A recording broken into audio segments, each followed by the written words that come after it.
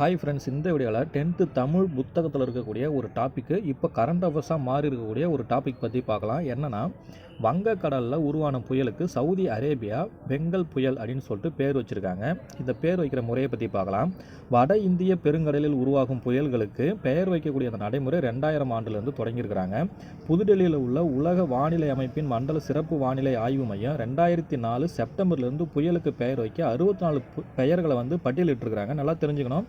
இப்போ உருவாயிருக்கிற புயல் வங்கக்கடலில் உருவாயிருக்கு. இவங்க லிஸ்ட்டு பண்ணியிருக்கிறது எதுக்குன்னு கேட்டால், வட இந்திய பெருங்கடலில் உருவாகிற புயலுக்கு தான் லிஸ்ட்டு பண்ணியிருக்காங்க.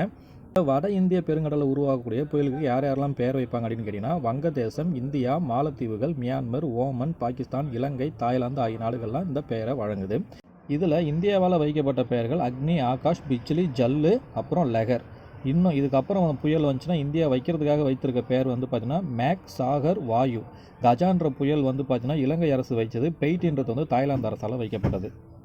இந்த மாதிரி புத்தகத்தில் இருக்கக்கூடிய ஒரு விஷயம் கரண்ட்டில் நடக்குது அப்படின்னா அதுக்கு அதிக இம்பார்ட்டன்ட் கொடுத்து படிச்சிங்க. ஏன்னா அதெல்லாம் கரண்ட் அஃபேர்ஸாக கேட்கறதுக்கு நிறைய வாய்ப்பு இருக்குது. இது மோஸ்ட் இம்பார்ட்டன்ட் ஒன்று. பார்த்துங்க. தேங்க்யூ.